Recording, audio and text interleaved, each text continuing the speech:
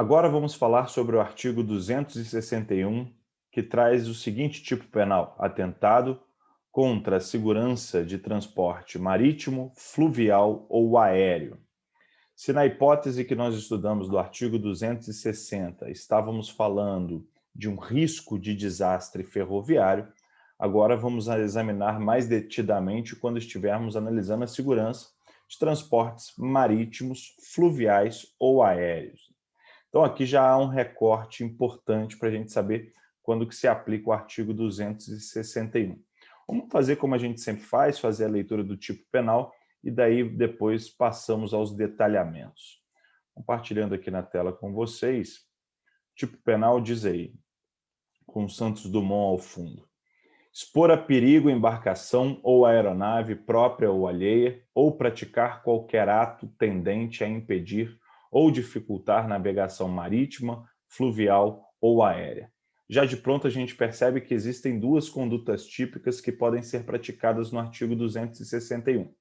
A primeira, da exposição a perigo, estamos diante aqui de um perigo concreto, a embarcação ou a aeronave, própria ou alheia, então tanto faz nesse caso, ou praticar qualquer ato tendente a impedir, dificultar, que são verbos nucleares que a gente já tinha visto, inclusive no artigo 260, navegação marítima, fluvial ou aérea. Vejam que aqui já tem um recorte, inclusive, quanto à navegação, que fala da navegação marítima ou fluvial, não fala de navegação lacustre, portanto, só trabalhando com as navegações em mares e rios, ou então também, né, dificultar ou impedir, no caso, qualquer outra navegação, e a gente está trabalhando aqui com a hipótese aérea, a hipótese de aeronave. Nesse sentido, pena reclusão de 2 a 5 anos é a modalidade simples do artigo 261. Modalidade qualificada traz aí o sinistro em transporte marítimo, fluvial ou aéreo.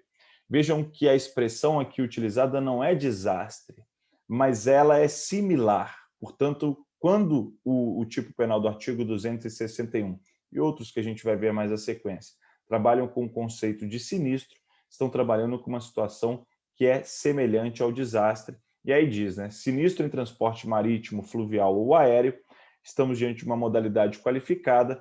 Se do fato resulta naufrágio, submersão, encalhe de embarcação, queda ou destruição de aeronave, portanto, se geram esses resultados qualificadores, a pena é de reclusão de 4 a 12 anos. Lembrando que a gente não está analisando ainda quando há um sinistro que gera vítimas, né? Seja a integridade física ou a vida de pessoas, porque a gente já viu, nesse caso, se aplica o artigo 263 do Código Penal. Vem o parágrafo 2º e traz mais uma modalidade qualificada com a aplicação da pena de multa, né? Aplica-se a pena de multa se o agente pratica o crime com o intuito de obter vantagem econômica para si ou para outrem. Já encontramos figuras similares quando analisamos, por exemplo, o crime de incêndio e o crime de explosão. Modalidade culposa prevista no parágrafo 3º, também trabalhando com somente a hipótese a qual só é aplicável modalidade culposa se houver a ocorrência do sinistro. No 260 era se houvesse ocorrência do desastre, no caso aqui se houver ocorrência do sinistro, pena de detenção de 6 meses a 2 anos. Vamos começar a detalhar, portanto, o artigo 261, começando pela sua adequação típica. Como eu já disse anteriormente, existem duas modalidades de condutas previstas no artigo 261, que seria a modalidade, primeiro, com os verbos nucleares de expor, que é colocar a perigo, uma embarcação ou aeronave, seja própria, seja alheia, ou então, segunda modalidade, praticar qualquer ato que vise impedir, que é interromper, obstruir ou dificultar, tornar difícil, né? Criar empecilhos à navegação marítima, fluvial e aérea, excluída, evidentemente, a lacustre, eu já tinha falado anteriormente. A gente vai ver que a lacustre pode ser aplicada no próximo artigo que nós vamos estudar. Para a definição de embarcação e para a definição de aeronave, eu busquei aqui, primeiro, para a definição de embarcação, uma definição do Nelson Hungria. Para a definição de aeronave, eu procurei no artigo 106 do Código Brasileiro de aeronáutica, né? Para o Nelson Hungria, quando o artigo 261 ele trabalha com o conceito de embarcação, ele está dizendo que não é a ideia de um navio, somente navio propriamente dito, né?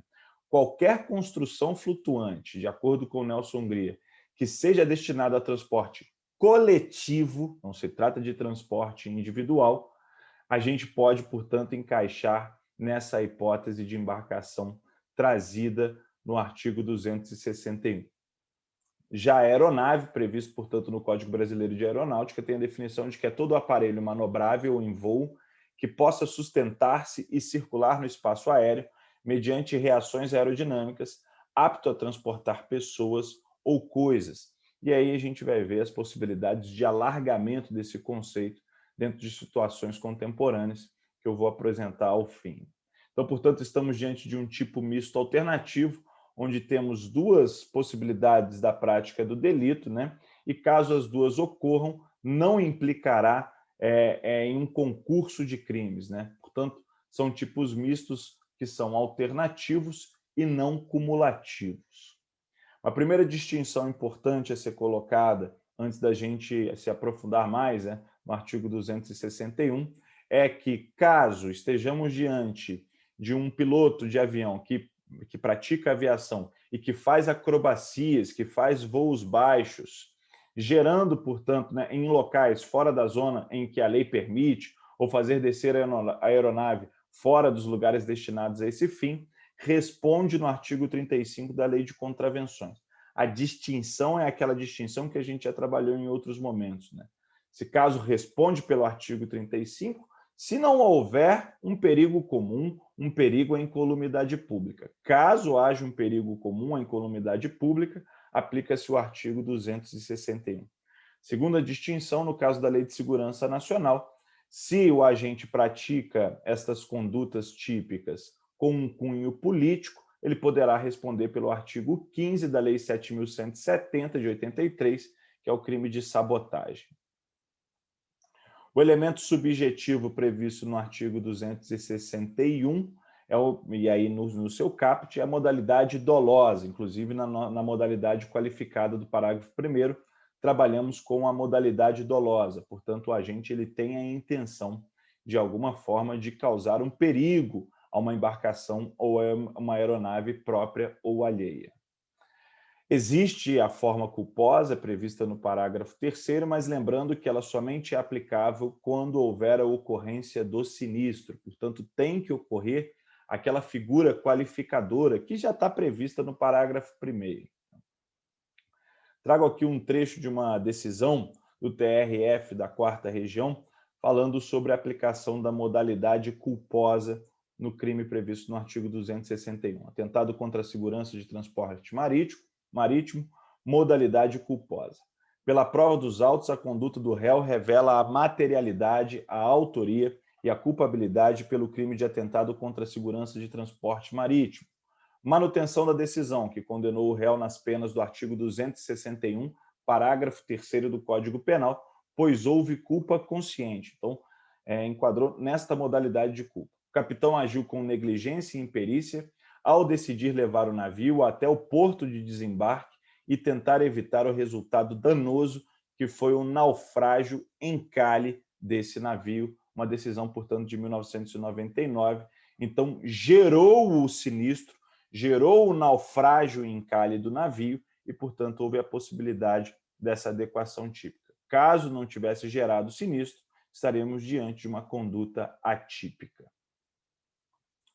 Na hipótese do crime qualificado pelo resultado, como eu já trouxe essas observações anteriormente, para a doutrina, de maneira geral, trata-se de uma hipótese préter dolosa, onde o agente ele primeiro pratica uma conduta dolosamente, quer dizer, a conduta de praticar um atentado contra a segurança de transporte marítimo, fluvial ou aéreo, expondo a perigo embarcação, aeronave, né?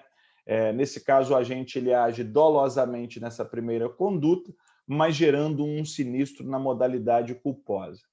Eu já fiz a minha observação de que eu discordo de que se trata de uma hipótese préter dolosa. Para mim, trata-se de um crime qualificado pelo resultado, porque porque tanto faz se o sinistro se deu dolosa ou culposamente. Então, rever o vídeo do tipo penal anterior para reforçar este raciocínio, caso entendam que é um raciocínio interessante. No caso, ainda, quando a gente vai trabalhar com o crime qualificado pelo resultado, há também um crime qualificado pelo resultado e pela motivação, previsto no parágrafo 2º, que é quando a aplicação da pena de multa, quando o agente tem a finalidade de obter alguma vantagem econômica, né? Então, pode ser que ele cause um sinistro a uma aeronave, a uma embarcação de um concorrente, por exemplo, ou então mediante pagamento. Acho que cabe aqui também reforçar aqueles raciocínios sobre a possibilidade de concurso, né? Caso haja seguro na embarcação ou na aeronave, naquela hipótese prevista do crime de estelionato, né? No artigo 171 do Código Penal. Hipótese essa que a gente também já analisou quando estudamos, que nós também já analisamos quando estudamos o artigo 250 do Código Penal, crime de incêndio. Sobre a competência, algumas dúvidas podem surgir quando estivermos diante, por exemplo, de um crime contra a segurança do transporte marítimo, mas também isso serve no caso de crimes contra a segurança de transporte aéreo. Será que essa seria uma competência? Seria essa uma competência da Justiça Federal? Veja, uma decisão da Justiça Federal de 2017 do STJ, né, sobre essa questão relativa à competência da Justiça Federal, ficou estabelecido que somente será competência da Justiça Federal se este atentado acabar causando, atingindo, ocasionando um dano ou um perigo de dano ao sistema marítimo e fluvial ou aéreo. Então tem que atingir um sistema, não somente uma embarcação ou uma aeronave especificamente. Então, atingindo um sistema marítimo, fluvial ou aéreo, então eu preciso que alcance uma quantidade muito maior, portanto, de proporção no perigo ou no dano, nesse caso, no caso desse delito, ocasionando, portanto, essa proporção que atinge todo um sistema marítimo, fluvial ou aéreo, aí seria de competência da Justiça Federal. Redundante o que eu fiquei falando aqui naquele ponto, né? Mas vamos lá, dando sequência. Observações e reforço do raciocínio. Lembrar que aqui, vou trazer aqui primeiro uma hipótese, não lembrar, mas o Bittencourt, ele diz que quando a destruição total ou parcial de embarcação ou aeronave se der por incêndio ou por explosão, configuram-se também os delitos do artigo 250 e 251 do Código Penal com as suas causas de aumento. Então, Bittencourt entende que, nesse caso, a possibilidade da aplicação do concurso de crimes. Lembrar que aplicam-se as causas de aumento decorrentes do resultado, artigo 263 do Código Penal, que faz remissão ao artigo 258, e lembrar daquelas observações relativas ao concurso de crime no caso de homicídio doloso ou de lesão corporal leve ou dolosa. Então, lembrar de todo aquele raciocínio que já foi construído quando eu analisei, quando eu trouxe aqui a redação do artigo 263. Vamos analisar alguns precedentes, alguns casos, para que a gente possa visualizar a aplicação dessa matéria. Primeiro, estamos aqui diante de uma decisão do TRF da Primeira Região. Vejam que o TRF da Primeira Região está analisando uma hipótese a qual uma pessoa foi acusada de ter praticado, conjuntamente, o artigo 252, que é o uso de gás tóxico ou asfixiante, artigo 253, que é o transporte de gás tóxico ou asfixiante, e o artigo 261, parágrafo 3º. Primeiro vamos analisar aqui o que se refere ao artigo 261, parágrafo 3º, destacado no ponto 2 desse trecho da decisão. Tá aí. Também não ocorre a tipificação do crime contra a segurança de transporte marítimo, fluvial ou aéreo previsto no artigo 261, se o agente transportador do gás tóxico ou asfixiante ou substância explosiva não agia com o intuito de colocar em perigo a aeronave. A modalidade culposa desse delito é afastada pela ausência do sinistro. Quanto à questão relativa ao transporte desse gás tóxico ou asfixiante em uma aeronave, veja, para o tribunal, para o TRF da Primeira Região, não é possível aplicar o artigo 261 na sua modalidade culposa, porque não houve ocorrência do sinistro. Caso houvesse ocorrência do sinistro, talvez a interpretação poderia ser distinta. Mas vejam, na continuidade, o que diz essa decisão, e aí fazendo referência ao artigo 253. O fato de transportar sem licença da autoridade competente substância explosiva ou gás tóxica ou asfixiante configuraria o crime previsto no artigo 253 do Código Penal se o agente transportador tinha consciência do perigo a que expunha os passageiros da aeronave. Vejam que trabalha com um dolo específico no artigo 253 para que haja sua configuração.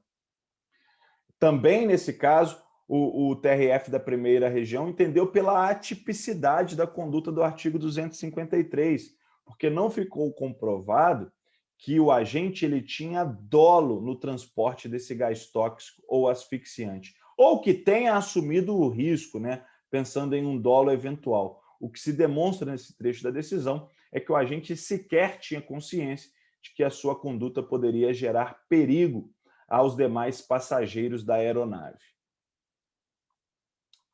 Uma segunda decisão que eu gostaria de examinar aqui com vocês é uma decisão que teve uma repercussão, uma grande repercussão no Brasil. Então, vou passar primeiro um vídeo, como eu faço em alguns casos, e depois a gente vê do que se trata especificamente essa decisão. Vejamos o vídeo.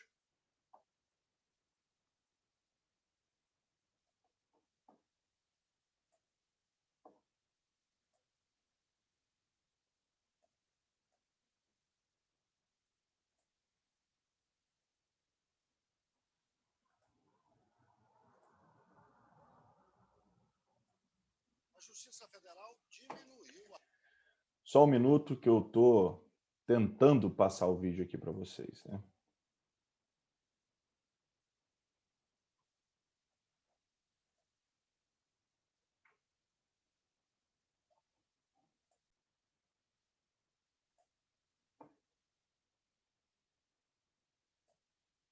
A pena dos...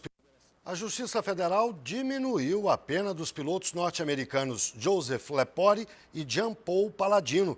Os dois conduziam um jatinho Legacy e se envolveram no acidente com um avião da Gol em 2006.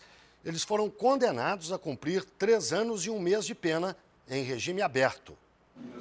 Os réus foram julgados hoje em segunda instância no Tribunal Regional Federal da Primeira Região em Brasília por negligência. Os pilotos não vão cumprir a pena na cadeia, mas terão que se apresentar às autoridades com frequência e cumprir exigências definidas pela Justiça. Não existe possibilidade dos pilotos americanos serem extraditados para o Brasil. A expectativa é de que a decisão tomada por esta corte seja cumprida nos Estados Unidos, seguindo o que estiver previsto na legislação daquele país. O advogado dos parentes das vítimas considerou a pena melhor do que a aplicada na primeira instância. O julgamento de hoje transformou, deixou muito mais séria a situação deles, muito mais grave.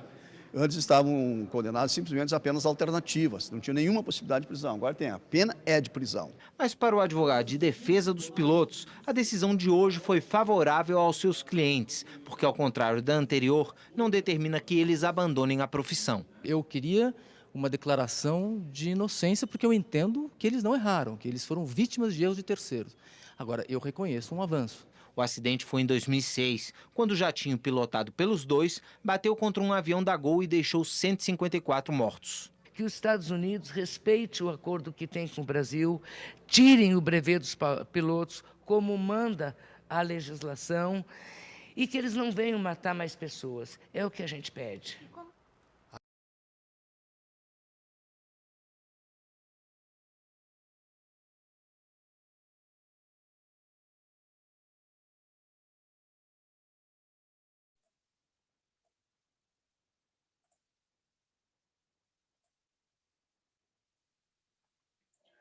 Então, nesse caso, estamos diante de uma situação que, portanto, trágica ocorreu no país, que foi o acidente do Legacy com o avião da Gol.